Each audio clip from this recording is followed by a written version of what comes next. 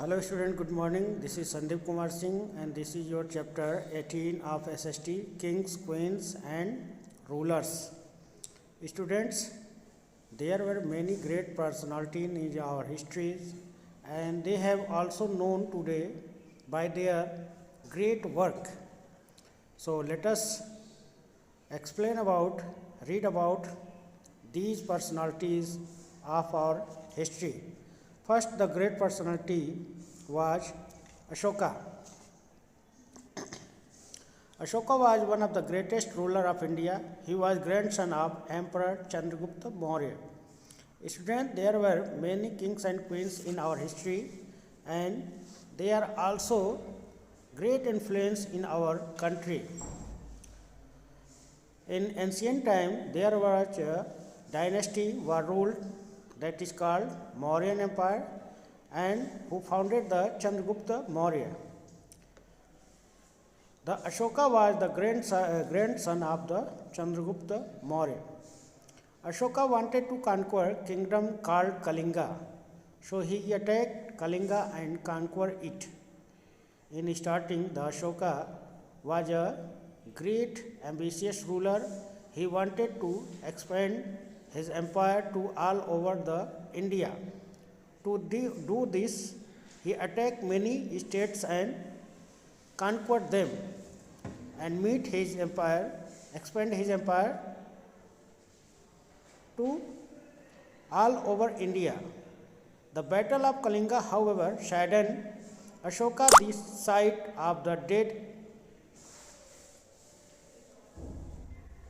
and wounded people made Ashoka realize that wars only cause destruction.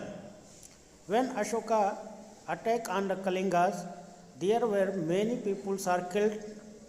To see this, Ashoka was very sad. So he decided to leave the war again and he decided to follow the path of peace. He gave up the decide to follow the path of peace and non-violence at taught Gautam Buddhas. He also took many steps for welfare of the peoples. For example, he built rest houses and hospital for peoples. Emperor Ashoka used to send his minister to different parts of the kingdom, collect information about well-being of his subject. He was totally changed, and he also done many welfares of his people, like built many rest houses, hospitals, and also he added many sculptures or many pillars to engrave many messages to different parts of his empire. To follow the rules of the he had made for the peoples. Ashoka was first ruler was used rock and pillar to communicate with his subject. Ashoka was the first king who had installed many pillars in his empire to send the message people of his empire. The royal commands of the king known as edicts. Ashoka put up edicts in different parts of kingdom. The edicts were engraved on rock pillars and on walls kept so that people could read them. The next ruler was Akbar. Akbar was a great emperor of Mughal Empire in middle period of India. Emperor Akbar was one of the greatest Mughal emperor. He ruled more than 400 years ago. He was wise rulers. His court had learned people, great musicians, poets, painters, and artists.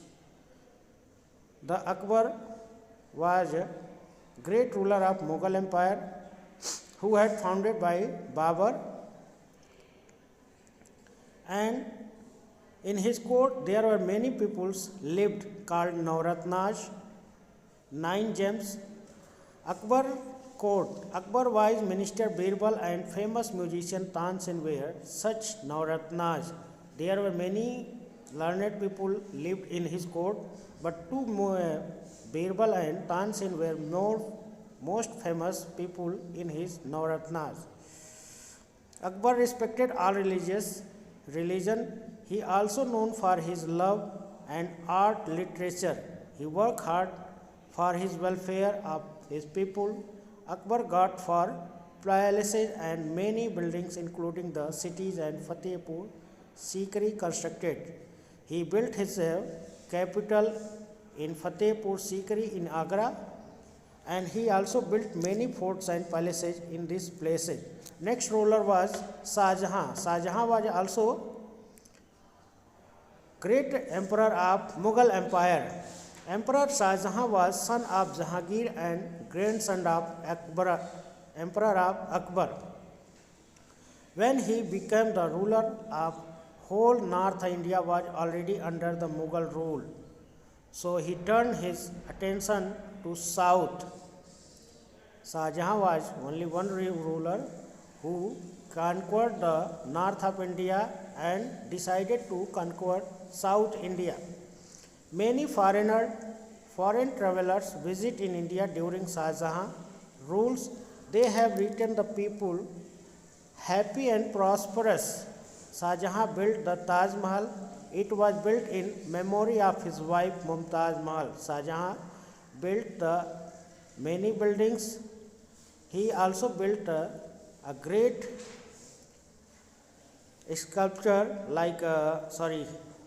great building called Taj Mahal in Agra in the memory of his wife Taj Mahal. White marble, it has dome center with 4 minarets at corner. Shah Jahan also built Red Fort, Jama Masjid in Delhi. He also encouraged literature and art. Next ruler was Shivaji. When Mughal Empire was declined, the Maratha Empire is upgraded to this time. Chhatrapati Shivaji was greatest and bravest of the Maratha ruler. He dreamed of building a strong Maratha kingdom. A fearless warrior, he captured many forts. Shivaji challenged Aurangzeb, the Mughal emperor. He stood in the ways Aurangzeb plans expand Mughal empire in the south. Aurangzeb sent his general Shahista Khan to capture Shivaji. Shivaji, however, defeated Shahista Khan. Then Aurangzeb sent the Rajput general Jai Singh to defeat Shivaji. Jai Singh defeated Shivaji. Later, Aurangzeb imposed Shivaji.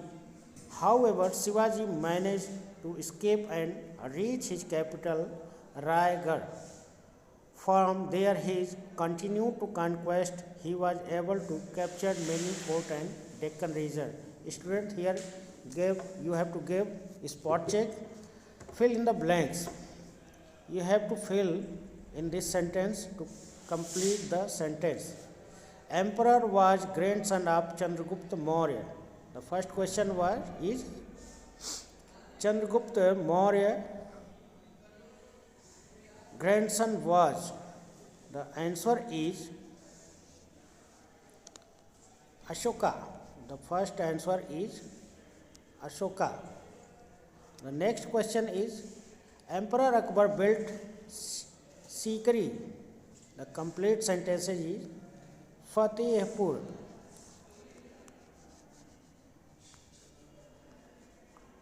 Fatehpur. Next was the grandson of Emperor Akbar. Who was the grandson of Akbar?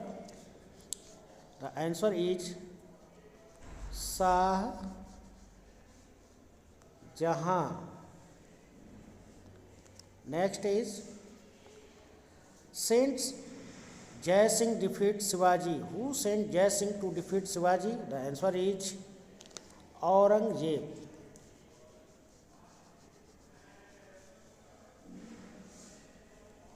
The answer is Aurangzeb. The next great personality was Ahilya Bai Holkar. Not only men, also women are influenced in our history, like Ahilya Bai Holkar, one of the greatest queen of her time, Ahilyabai Holkar ruled over Malwa kingdom of Maratha. Women in those days were not allowed to school, but her father taught her to read and write. Ahilyabai protected her kingdom from thugs and plunders. It means he protected his empire by thugs and robbers, by personally leading armies to battle. He also leading his army to control the thugs and plunders. During her rule, Indore developed into beautiful city. She made her capital Indore and developed into a beautiful city. Ahilyabai many rest houses, forts and roads. She also built many wells and tanks across her kingdom. The next great personality was in our history Rani Lakshmi Bai. The Rani Lakshmi Bai is famous history of her courage.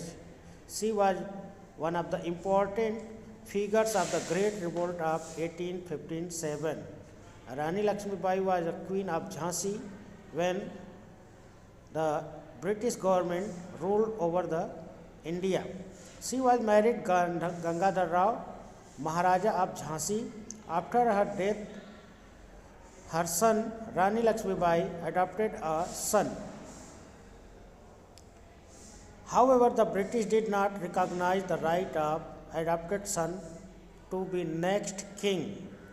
There were made of rules that no one allowed to adopted anyone's son for the heir of his kingdom. This theory is called doctrine of lapse.